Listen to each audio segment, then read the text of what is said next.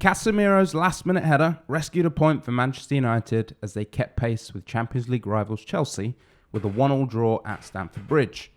The Brazilian's first goal for his new club after a summer move from Spanish giants Real Madrid cancelled out Jorginho's 87th minute penalty, which had looked to have snatched the victory for the hosts in a lacklustre performance. But with time running out, the midfielder's towering header ensured United maintained their impressive unbeaten run against their old foes and was just rewards for an impressive away performance by a resurgent side. Red Devils boss Erik ten Hag hailed his players' resolve and praised the attitude of his team in fighting back late on.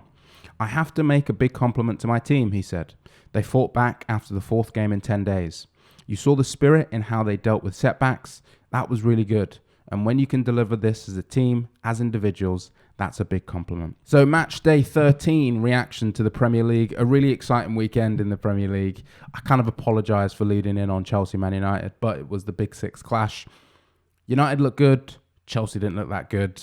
Potter had to change things in the first half, taking off Cucurella for Mateo Kovacic. And United, though they'll be quite disappointed to only come away with a draw, it will obviously feel a lot better because they got that last-minute equaliser from Casemiro, which only just crossed the line, but it did nonetheless, and they got a much-deserved draw. They had more of the shots. Kepa had to make more saves. He's been really good since coming back into the team. But the game just kind of lacked any sort of spark, I felt. It was just a bit dreary. All of the fun stuff came towards the bottom of the league this weekend. The bottom three sides in the Premier League currently have 9 points apiece. 2 of them have played 12 games. Leeds, who are in 18th, have played 11. And we have not had, since the 2014-15 season, a situation where the bottom 3 sides have averaged more than the 9 points they currently have. In that season, they averaged 9.3 points. But as I said, Leeds have only played 11 games. Still, it's got things set up for a really exciting relegation battle. The bottom of the Premier League is so condensed at the minute. And this weekend kicked off with Nottingham Forest beating Liverpool. The headlines will say Forest stunned Liverpool. Liverpool were really bad, made 5 changes from their midweek win against West Ham. But Forest were really good. In the first half, they were super direct and they couldn't just string together enough passes to really threaten Liverpool. Dean Henderson made a load of good saves. Taiwo Awoniyi scored against his old club. And they deserved it. Liverpool may have done better on the statistics front, but Forest were bottom of the league and deserved to win that game against a Liverpool side that are just like limping towards the World Cup. The fact that they still have a chance of making top 4 kind of just shows how poor it's been from some of those teams just above them. On one of the days, Leicester City beat Wolves 4-0, another relegation 6-pointer.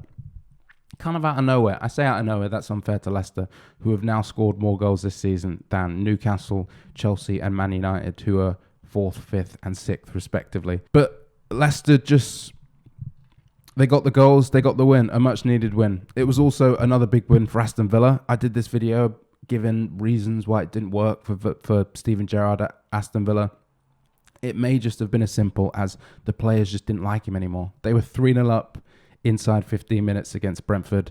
A much-deserved win. The caretaker boss made some big changes. John McGinn didn't play.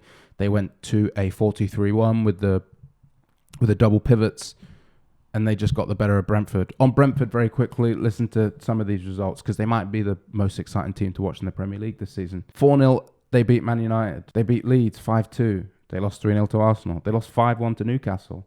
They lost 4-0 to Aston Villa. Really strange team. 10th in the league, 14 points from 12 games. I think they'll be all right.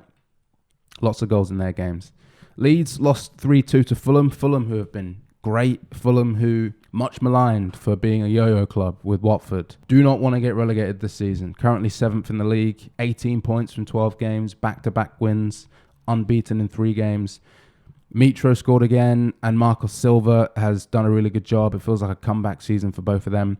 Leeds, on the other hand, it doesn't feel good at all. 18th in the league. They've lost their last 4 games, and this defeat felt quite similar to the Arsenal defeat last weekend in that they played well and they had their chances to win the game. And I've just seen a tweet from John Muller, who's an analyst at The Athletic, who said that Leeds' goal difference, XG difference and SPI are all better than last season despite selling Rafinha and Phillips. And even after these losses, the models and the bookies don't think they're that likely to get relegated. This doesn't have to be a crisis. And that's true, it doesn't have to be, but I mean, confidence and momentum goes a long way, and Leeds' next 3 games are against Liverpool, Bournemouth and Spurs. In fairness, games that you give them a chance to get some points from. But if they lose all 3, I think Leeds are looking for a new manager by the time the Premier League kicks back up again on Boxing Day. And then Everton beat Crystal Palace 3-0 out of nowhere again. Palace midweek against Wolves were great. Like Michael Olise and Iberieze and Wilfred Zaha. These wonderful, skillful players doing these brilliant things. And yeah, they got the better of Wolves. But they just came unstuck against Everton, who... Another team who, coming into the season, we thought could be in the relegation dogfight, but are 11th in the league, 13 points from their 12 games. Dominic Calvert-Lewin scored. Iwobi's continuing his brilliant form with a lovely back heel for Dwight McNeil for that 3rd goal. And then I could include this one in the relegation fight. It's also pertinent to at the top of the table. Southampton getting a 1-1 draw with Arsenal. Some signs of fragility from Arsenal. 2 weeks in a row now against teams towards the bottom of the table after Europa League games. They got away with it last weekend against Wolves, but they came unstuck against Southampton. Southampton and their manager, Ralph Hasenhüttl, who just have this incredible ability to just not die. Like, Hasenhüttl's been on like life support with that job for ages at this point. I think it was at the start of this season that all of his backroom staff were sacked, and he felt like he was going to be sacked for the past God knows how many weeks. But yeah, unbeaten in 3, 15th in the league. A really good point. They scored a really good goal. Adam Armstrong's equaliser was really good. And another thing, an incredible ability from that team to field a roster of players who I've just never heard of. Like yesterday, it was Samuel Edozie, a 19-year-old from Man City's academy, who came on, and he looked great. At the top of the league, City beat Brighton 3-1. Routine. 15 goals in 11 games for Haaland. He's obviously going to break that record. The first goal, he bamboozled, I think it was Adam Webster or Veltman off the ball. It looked more of a foul than the goal that was disallowed against Liverpool. But, such as top 6 team at home. Kevin De Bruyne scored the best goal of the game, a wonderful third. And Brighton did manage to score, so that will make De Zerbi a little less mad. And then the last game on Sunday was Spurs 1, Newcastle 2. Newcastle are very good. Spurs are not that good. I think it's as simple as that. This Newcastle team look and feel a couple of years ahead of schedule, but they just carried themselves like a team that was ready to play Champions League football next year. Kieran Trippier was absolutely amazing. 100 touches in the game, was involved in everything, was calm and collected, and was just brilliant. And yeah, Miguel Almiron, who's scored more goals now this season, I think, than Jack Grealish has scored for Man City. Newcastle look great. They look really good. And Spurs are just a weird team. Weird team. Still 3rd in the league, but just a weird team. Weird stat of the weekend, courtesy of Michael Reed. He says, under Jurgen Klopp, Liverpool have lost as many Premier League games against teams starting the day in the relegation zone as they have against teams starting the day in the Champions League. Both 10. World Cup watch. Quite a few players on the rise and quite a few players whose stocks have fallen. On the defenders front, Joe Gomez got a lot of buzz after his performance against Manchester City. He rose, but I think he has fallen once again. Was not his best display. Was very disappointing. Dan Burn for Newcastle, he's got to be someone that's got to be on the cusp, obviously, on that plane.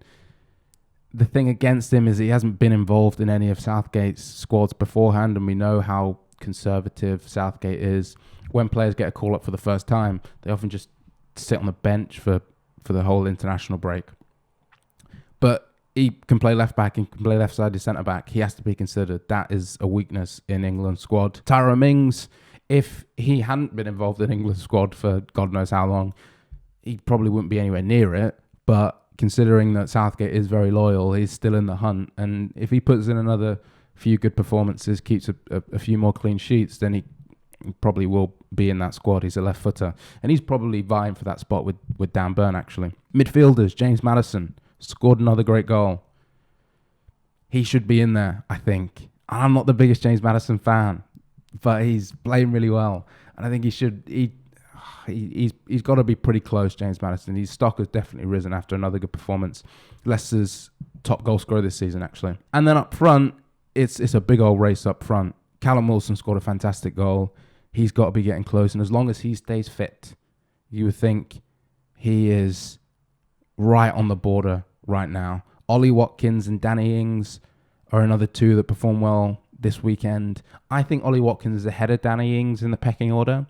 Danny Ings scored twice, but Ollie Watkins played really well. And again, both of them have improved their odds, let's say. But I think Ollie Watkins is definitely closer. And Dominic Calvert-Lewin, who has long been a favourite of Southgate, has been in quite a few squads, but has been injured and came back and was really good against Palace and scored a good goal. Has he left it too late? That's the only question. Has he left it too late? And then best worst win. I find this hilarious because in one game this weekend, one of these two teams had 61% possession, had 21 shots, had 6 on target, had 9 corners, missed 2 big chances, had 15 shots inside the box to their opponents 4. One of these teams had 537 passes to their opponents 347, had 85% passing accuracy, had more successful dribbles. One of these two keepers had to make 5 saves, where the other made none. One of these two teams won more duels, won more aerial duels, and that team was Wolverhampton Wanderers. And they lost 4-0 to Leicester City in a Midlands derby, which sees Leicester rise to 16th in the league and sees Wolves stay in 19th place on 9 points from 12 games. They need a new manager pretty quick.